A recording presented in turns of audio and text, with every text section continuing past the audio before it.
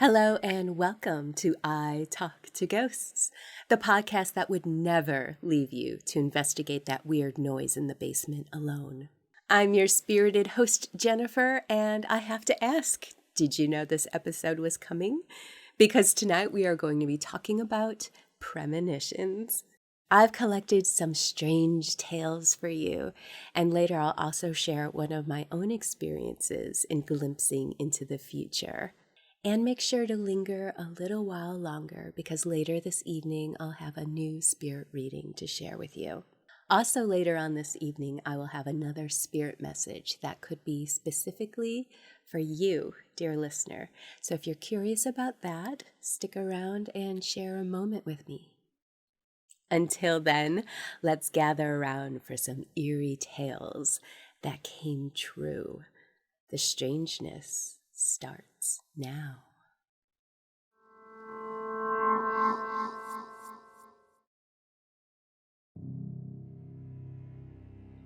I was inside a shopping center awaiting for the arrival of a friend of mine. I decided to sit on a bench in the walkway, like many other shoppers do, while I waited for her. After a while, a few workmen arrived. They started positioning a crane to make repairs on the ceiling of the shopping center. A few of the workers kindly asked me if they could move the bench where I was sitting to work without obstruction. Of course, I agreed, and they moved the bench a little bit farther away. I approached the bench to sit down again, and suddenly a bad feeling washed over me. I nearly argued with myself, but I decided that I'd be better off to move away from there. Now, this was weird because there wasn't anything really suspicious, but I decided to take the hint, and I started to walk away into the shopping center's aisle instead. About 20 seconds later, a big and heavy steel pipe suddenly collapsed from the ceiling and hit the bench where I was supposed to be if I hadn't followed my inner voice. The workers were just as shocked as I was at what happened. There was no indication that anything could have fallen, and I'm sure the workers would have roped off the area if there could have been any danger at all. I had just suddenly had a very bad feeling that suggested I should leave. Since it happened just a few seconds after I left that bench, I was there to see the whole scene unfold. That mystery suggestion probably saved my life, and the incident left me shocked for a long, long time.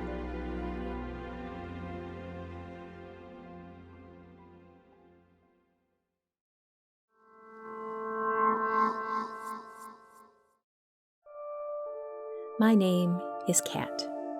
I had a dream in which my parents, who in life were actually deceased, were getting the luggage from the closet in the house I grew up in. They were telling me I needed to go help my sister. In actuality, she is much older than I, and we have never been very close. I thought the dream was odd, though, and it unnerved me a bit, so I decided to call my sister. There was no answer for 2 days. I began to freak out a bit, but on the third day, one of my grown nephews answered and told me she'd been really busy with, stuff. This really didn't sit well, but I let it go for the time being. I called back the next day and her other son answered and said she was out. Curiouser and curiouser. Finally, on the 5th day, my sister picked up the phone. She had been in the hospital for biopsy surgery, she said. She, like my mother, is a notoriously private person, and she had told her boys not to say anything. She did tell me that she wondered why I called at such a coincidental time, and her daughter told her Kat probably had one of those dreams of hers.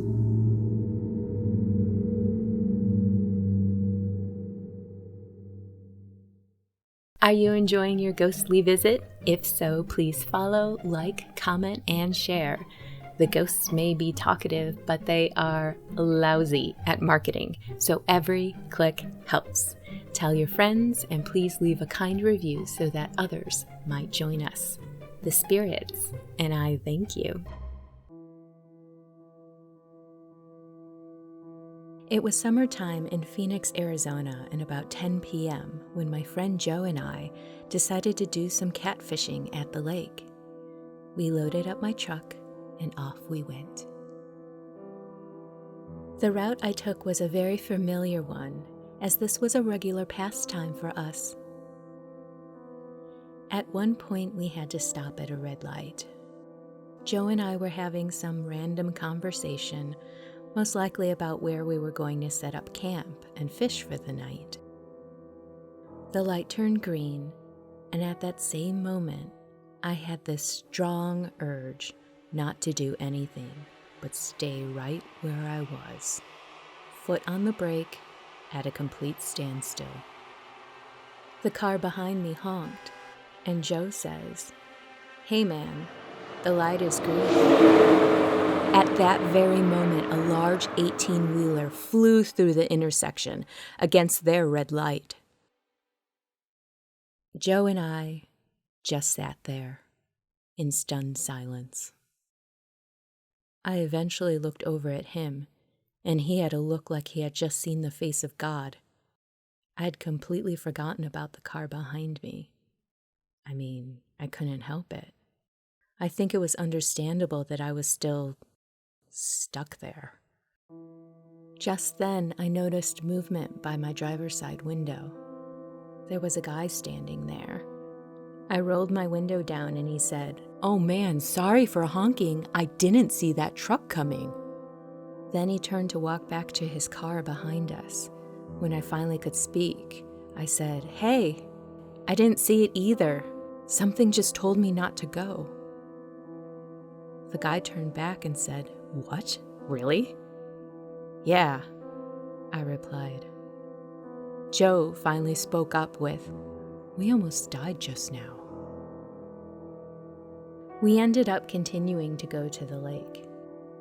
Neither one of us even had so much of a bite from any fish, but I was never more thankful to have an opportunity to stink at fishing than I was that night.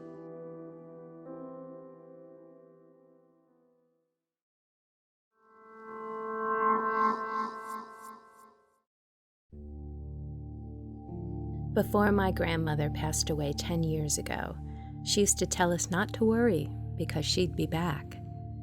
We always used to laugh and just think she was 80 and, well, maybe a little crazy. Fast forward, I was 18 years old and pleaded with my mom to let me get a puppy. She wouldn't budge. I picked out a mini dachshund that I really wanted. During the last week in August of that year, I had a dream about my grandma. She wore 3 rings with the numbers 9, 1, and 8. I kept asking her what the numbers meant, and she told me I knew. In the morning, I called my sister, and I told her that maybe our great uncle, my grandmother's brother, was going to die on September 18th. 918. My sister assured me that 918 sounded like lottery numbers, not a warning of death. So, I played the numbers. Lo and behold, I won $800, which happened to be the exact price of the dog I wanted. My mom let me buy the dog, as she was just as freaked out as I was, and saw it as a gift from my grandmother. September 18th of 2018 came and went, and nothing happened. Then September 18th of 2019 came around, and my grandfather passed away. This story never fails to send chills up my spine. I've had more than 5 instances of this happening in my life. I sometimes just get feelings or dream about things, and they come true.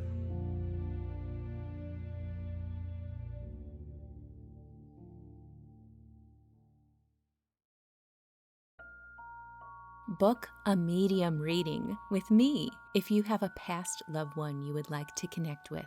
A spirit reading can be an amazing and never spooky experience. I strive to give you specific details that align only to you and your loved ones. Curious? Visit italktoghosts.com for links to book with me. I can't wait to meet you. Welcome back to I Talk to Ghosts. I want to share with you the first premonition experience that I can remember in my own life. There was one evening where I was probably around the age of 5, definitely young, definitely like kindergarten age. And I had a dream that I was standing in the hallway of our current house, and I was surrounded by my older sister and 2 children who I didn't recognize. One was a girl my age, and another was a boy older than me, probably more my older sister's age. And in this dream, we were standing in the hallway of our house. This was a single-story house that you go down the hallway to approach the bedrooms, and then the hallway turns to the left with the rest of the bedrooms in the house. We were standing in that corner of the hallway in my dream.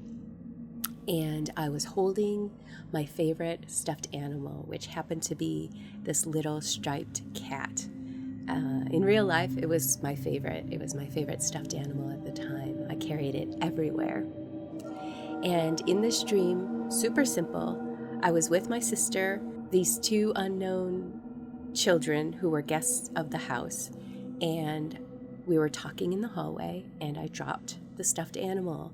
And I remember being terrified that I needed to pick it up as quickly as possible so that these other children who were with me didn't pick it up and take it from me. The logic of a 5-year-old, favorite stuffed animal, you don't want anyone that you don't know taking it from you and doing who knows what.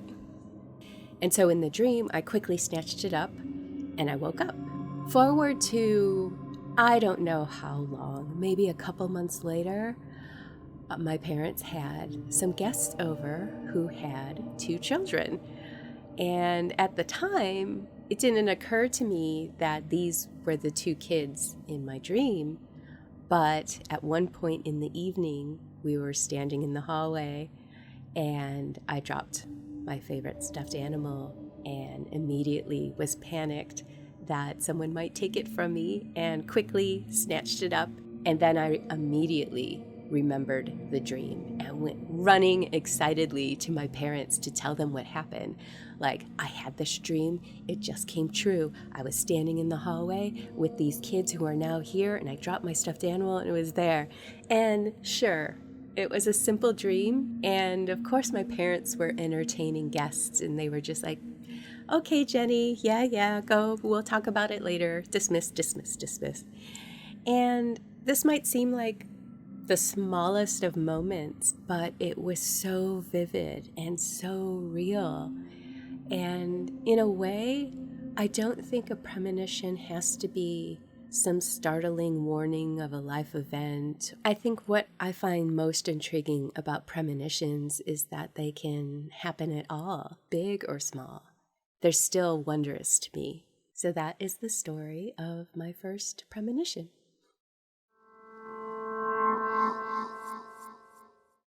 have another spirit reading to share with you this evening. And I know I've said it before, but it's just fascinating how unique each reading is when it comes to the details pertaining to connections with people and their lives together.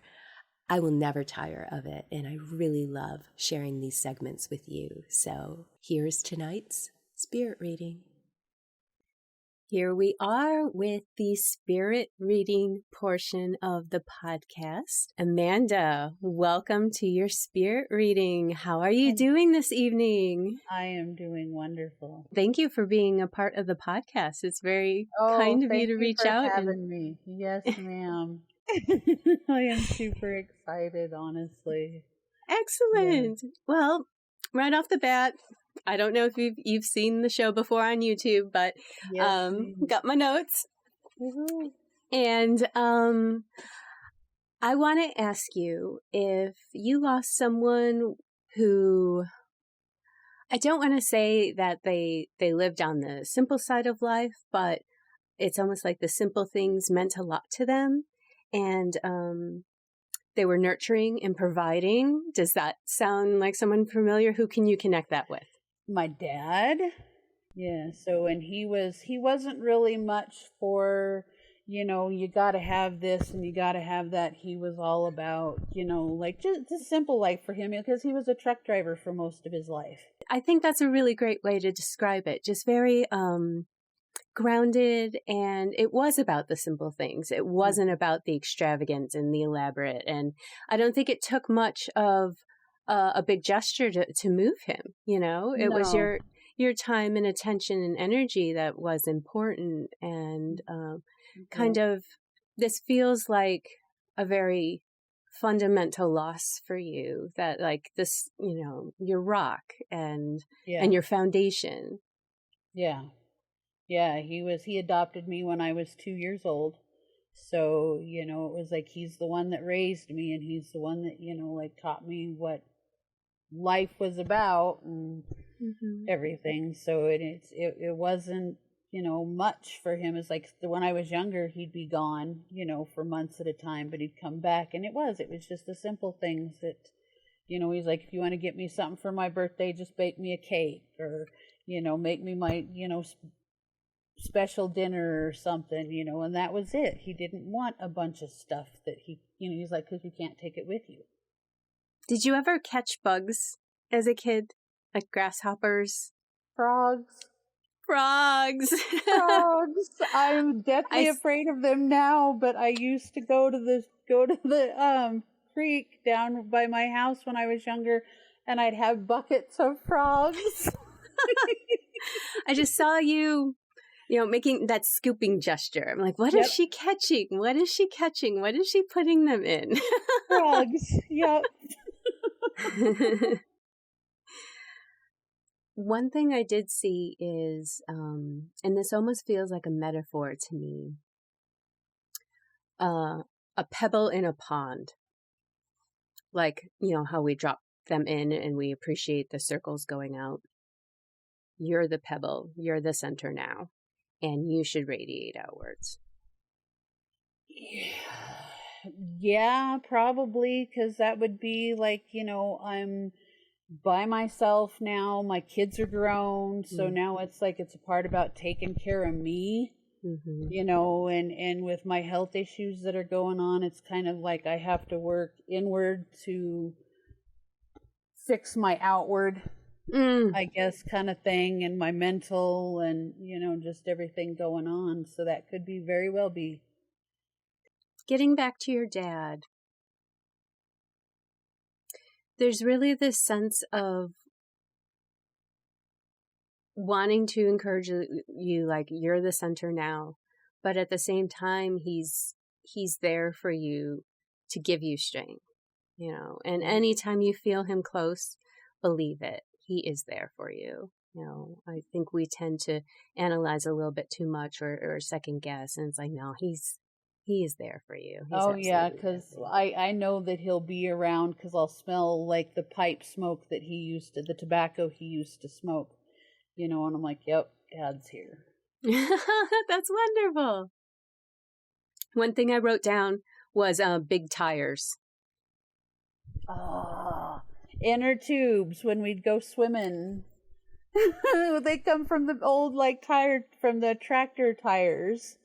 So we'd use the inner tubes, and we'd use them during the snow. We'd get, tie them to the back of snowmobiles, and we'd go sledding, and we'd use them in the summertime to go swimming. So yeah.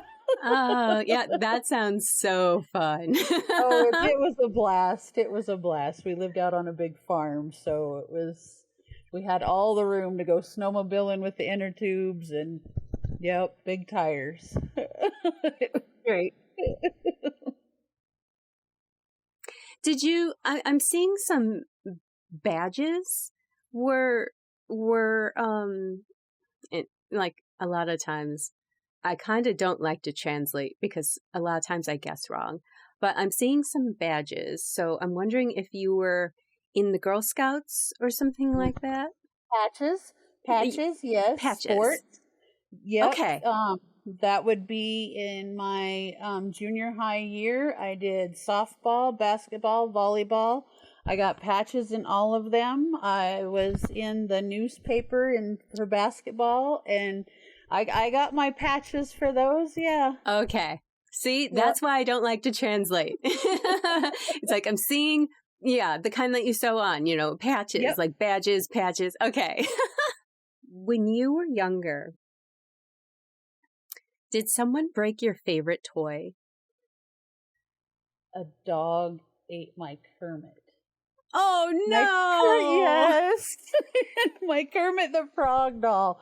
That was my thing. And I went to a friend's house to stay the night. And we stayed in a tent in her front yard. And it was kind of like 2 houses down. I left my favorite Kermit the Frog doll in her tent, went back to my house, come back, and the dog had ate it all up. But I was like, oh. Yeah. Oh, that's so sad. I was wondering if you get the sense that you have a spirit guide. I do. Okay. I do. And I'm kind of I'm questioning if he's kind of still around. Okay. Yeah. All right. Is the color green associated with him at all? The military. Oh, yeah? He was Army, yeah. Oh. So you're saying there's someone in your life who has passed who you feel is your spirit guide now? Mm-hmm. Okay. Was this someone who died young? Yes. Yeah, I'm getting the sense of just a spiritual leveling up with that. So I'm not surprised that you feel like he's your guide. Was this someone you knew in high school? Yes.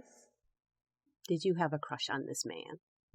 He was my high school sweetheart, and we dated, and he got me through a few things, and we separated for 10 years. I didn't hear nothing. I didn't talk to him, nothing. I didn't know where to find him. And I found him after 10 years, and oh my God, it was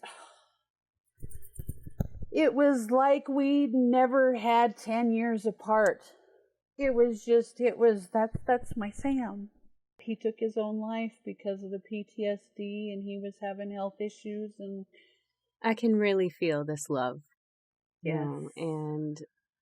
And when I was asking earlier about, I'm putting pieces together about anxiety, and I was feeling some head pain, and I wasn't necessarily picking up on any war conflict or anything like that. I think he wants to focus more on just the love and support and affection that he still wants you to be able to feel.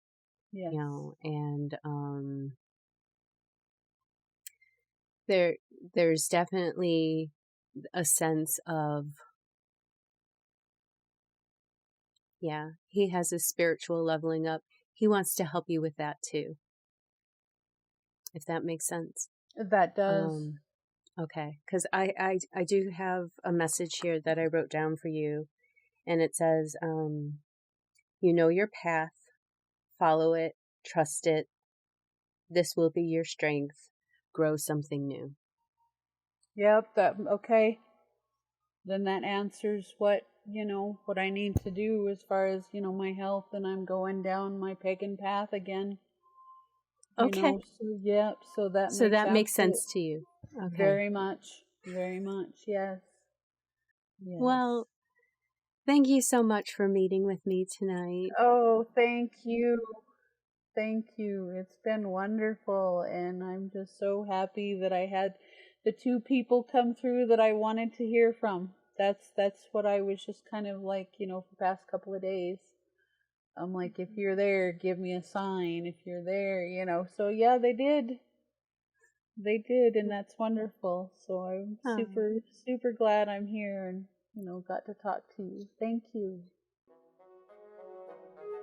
Would you like to receive a free spirit reading with me? Enter for your chance at italktoghosts.com/guest. Each week, I'll randomly select a name from the list to be a guest on the show. Together, we will talk to the spirits who wish to communicate with you, and our session will be featured on a future episode of I Talk to Ghosts. The spirits are waiting. Enter now at italktoghosts.com/guest.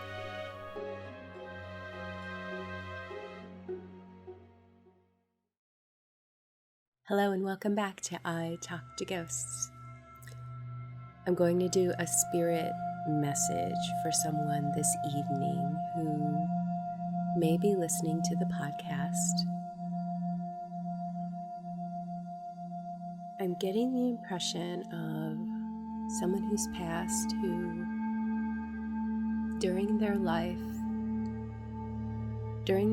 they really took the time to go on that spiritual journey and, in a way, reorient and turn their life around. And after they were able to do that, they really learned the purpose of sharing and giving what they have learned and what they had gained in their life from doing that.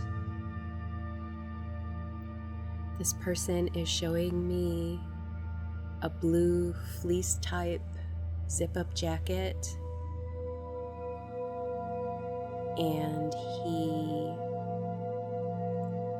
had at least one dog. It looks like a greyhound type dog, slender and tall. Really loved this dog, took this dog everywhere with him. And his message this evening is he never felt like he could make things up to his family, specifically his siblings. He always felt like he couldn't repair that, and that was coming out of a sense of guilt for how he was before, but really sees his siblings now and is really appreciative and proud of how they live their lives. And it feels like there's a new baby in the picture, that he would now be a proud uncle. I think I'm going to leave it at that. So that is tonight's spirit message. I really, really hope that this connects for someone out there. And if it connects with you, I would love to know. Either way, thank you for providing me the space to cultivate these messages and share them with others. I think this is really special, and I'm really honored to be able to do something like this. Thank you. And with that, dear listener, we have reached the end of this episode of I Talk to Ghosts. You probably saw that coming too. I hope you've enjoyed the topic of premonitions today, and if you have one of your own you would like to share, I would love to hear it. Until then, wherever you wander off to, in this world or the next, just remember, come back and visit with me. Have a lovely evening and good night.